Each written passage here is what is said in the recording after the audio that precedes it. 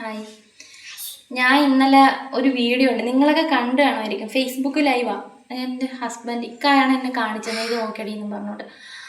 ആള് ഒരു Facebook live ഇട്ടേക്കുന്ന ആൾ വിഷം കഴിച്ചിട്ടാണ് ഫേസ്ബുക്ക് ലൈവ് ഇട്ടേക്കുന്നതെന്ന് വെച്ചാൽ എൻ്റെ മരണത്തിന് ഉത്തരവാദി ഇന്ന ആളാണെന്ന്, ചിത്രത്തിലുള്ള ഏതോ ഒരാളാണെന്ന്, ആ ആളും എൻ്റെ വൈഫും തമ്മിൽ ഒരു റിലേഷൻ ഉണ്ടെന്നും അത് കാരണമാണ് ഞാനിത് എൻ്റെ കുടുംബം തകർന്നെന്നും എന്നൊക്കെ പറഞ്ഞാണ് ആൾ മരിക്കുന്നത്. അത്രയും മനസ്സിൽ വിഷമം ഉണ്ടായിട്ടിരിക്കുകയുള്ള അത്രയും പാർട്ട്ണറിനെ അത്രയും സ്നേഹിച്ചിട്ടുണ്ടായിരുന്നായിരിക്കും, അവർക്ക് വേണ്ടി ഒരുപാട് കഷ്ടപ്പെട്ടിട്ടുണ്ടായിരിക്കും, അവർക്ക് വേണ്ടി സ്വന്തം ആരോഗ്യവും ഇതെല്ലാം കളഞ്ഞിട്ട് അവർക്ക് വേണ്ടി ഇഷ്ടം പോലെ കഷ്ടപ്പെട്ടിട്ടുണ്ടായിരിക്കും. അതുകൊണ്ടായിരിക്കും ഇയാൾക്ക് ഇത്രയും വിഷമം വരാൻ കാണുന്നത്.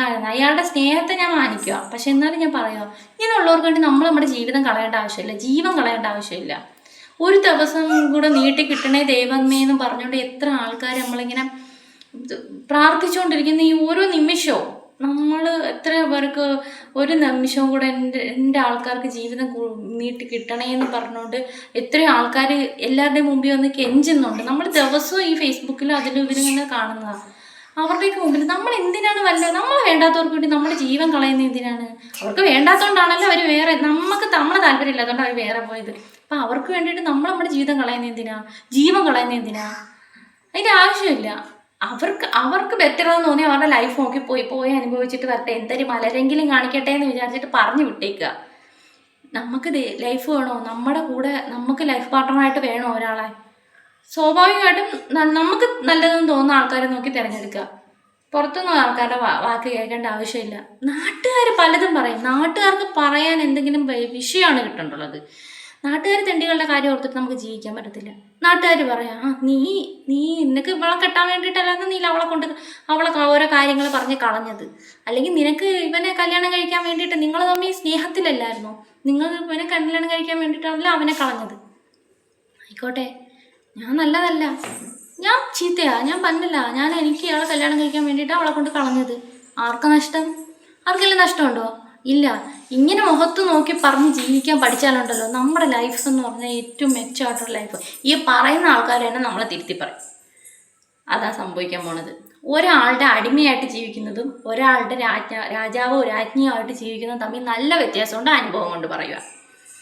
നമ്മൾ അടിമയായിട്ട് ജീവിച്ചാൽ എന്നെന്നും അടിമയായിട്ട് ജീവിക്കാനേ പറ്റത്തുള്ളൂ. നമ്മളൊരു കാരണവശാലും നമ്മൾ അവിടെ നിന്ന് ആ അടിമ നമുക്ക് ഉയർന്നു വരാൻ പറ്റത്തില്ല. അവർ നമ്മളെ പൈസയ്ക്കോ അല്ലെങ്കിൽ വേറെ എന്തെങ്കിലും കാര്യത്തിന് യൂസ് ചെയ്യാൻ പറ്റുന്ന ഒരു ജസ്റ്റ് ഒരു പ്രോഡക്റ്റ് അത്രേ അവർ ഉദ്ദേശിക്കുന്നുള്ളൂ. അവർക്ക് വേണ്ടതാകുമ്പോൾ വെറുതെ തൂക്കിയെടുത്ത് കളയാൻ വേണ്ടിയിട്ട് മാത്രം, അതായത് കഴിവില്ലാതെ വരുമ്പം നമുക്ക് ഒന്നിനും പറ്റാതെ വരുമ്പോൾ എടുത്ത് കളയാൻ വേണ്ടി മാത്രം യൂസ് ചെയ്യുന്ന ഒരു പ്രോഡക്റ്റാണ് അവർക്ക് നമ്മൾ.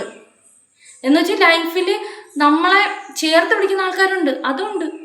ആ ഒരു ഭാര്യയും ഭർത്താവും തമ്മിൽ ഭാര്യയ്ക്ക് എന്തെങ്കിലും വന്നാൽ ഭർത്താവ് എന്തെങ്കിലും വന്നാൽ ഭാര്യയും സഹിക്കാൻ പറ്റാത്ത ആൾക്കാർ നമ്മളെ സമൂഹത്തിൽ തന്നെ ഉണ്ട്. നമ്മൾ അങ്ങനെയുള്ളവർക്ക് വേണ്ടി ജീവിക്കുക എന്നുള്ളതേ ഉള്ളൂ. അല്ലാതെ നമ്മൾ ഈ നമ്മളെ കളഞ്ഞിട്ട് വല്ലവരുടെ പിറകെ പോകുന്നവർക്ക് വേണ്ടി നമ്മുടെ ജീവൻ കളയാൻ നിൽക്കണ്ട. നമുക്ക് ബെറ്റർ ലൈഫ് ഇനിയും മുമ്പിലോട്ട് കിടക്കുക. ദൈവം നമുക്ക് ഓരോന്ന് വിധിച്ചിട്ടുണ്ട്, അത് കൃത്യമായിട്ട് നമുക്ക് കിട്ടും. നമുക്കങ്ങനെ ബെറ്റർ ലൈഫ് കിട്ടി നമ്മൾ ജീവിച്ചു തുടങ്ങുമ്പോൾ നമ്മൾ എന്ത് മണ്ടത്തരമാണെന്ന് കാണിച്ചത്, എന്തിനാണ് ആത്മഹത്യക്കൊക്കെ ശ്രമിച്ചത്, നമുക്ക് വേറെ ഞാനൊന്ന് മരിച്ചു പോയിരുന്നെങ്കിൽ എനിക്ക് ഈ സന്തോഷമൊക്കെ അങ്ങ് അനുഭവിക്കാൻ കിട്ടുമായിരുന്നോ എന്ന് നമ്മളൊരു കാലത്ത് ചിന്തിക്കും. അപ്പം നമ്മുടെ കാര്യം നോക്കി ദൈവം എന്താ വിധിച്ചേക്കുന്നത് അതിനനുസരിച്ച് ജീവിക്കാൻ നോക്കുക. പോകുന്നവരെ അതിൻ്റെ പാട്ടിന് വിടുക, ഏത് വഴി കൂടെ എന്ന് വെച്ചാൽ. ചിലപ്പോൾ നാട്ടുകാർ കളിയാക്കുമായിരിക്കും, നിനക്ക് കഴിവില്ലാത്തതുകൊണ്ടല്ലേ നിൻ്റെ ഭാര്യ പോയെന്ന് ചോദിക്കുമായിരിക്കും. ആയിക്കോട്ടെ, ആണ്, സമ്മതിച്ചു കൊടുത്തു, തീർന്ന പ്രശ്നം. അവർക്ക് നഷ്ടമില്ലല്ലോ. അവരുടെ കാര്യം നോക്കി ജീവിക്കട്ടെ, നമ്മൾ നമ്മുടെ കാര്യം നോക്കി ജീവിക്കട്ടെ. നമ്മുടെ ലൈഫ് ആർക്ക് വേണ്ടിയിട്ട് കളയാൻ നിൽക്കല്. അതിപ്പോൾ അങ്ങനെ നോക്കുകയാണെങ്കിൽ നമ്മൾ മരിക്കേണ്ടുള്ളത് നമ്മുടെ മാതാപിതാക്കൾ മരിക്കുമ്പോഴാണ് നമ്മൾ മരിക്കേണ്ടുള്ളത്. കാരണം അവരാണ് നമ്മളെ ഇത്രയാക്കി സ്നേഹിച്ച് വളർത്തി ഇത്രയാക്കി എടുത്തത്. അവർ മരിക്കുമ്പോൾ നമ്മൾ മരിക്കണം, അവർ നമ്മളെ വിട്ടുപോകുമ്പോൾ നമ്മൾ മരിക്കണം.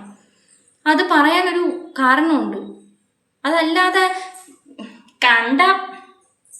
അതിനൊക്കെ പോകുന്നെന്നും പറഞ്ഞോട്ട് എന്തിനീ ആത്മഹത്യ ചെയ്യാൻ പോകുന്നത്? ആ ആശുപത്രി കിടക്കുന്ന മനുഷ്യൻ ജീവിതത്തിലോട്ട് തിരിച്ചു വരട്ടെ എന്ന് പ്രാർത്ഥിക്കുക. തിരിച്ചു വന്നിട്ട് അന്തസ്സായിട്ട് ജീവിച്ചവരുടെ മുമ്പിൽ ജീവിച്ച് കാണിക്കട്ടെ. കളിയാക്കലുകളും എല്ലാം ചവിട്ടി തേച്ച് അരച്ചുകൊണ്ട് അങ്ങനെ ജീവിച്ച് കാണിക്കട്ടെ എന്ന് ഞാൻ പ്രാർത്ഥിച്ചുകൊണ്ടിരിക്കുക. അത്രേ പറയാനുള്ളൂ.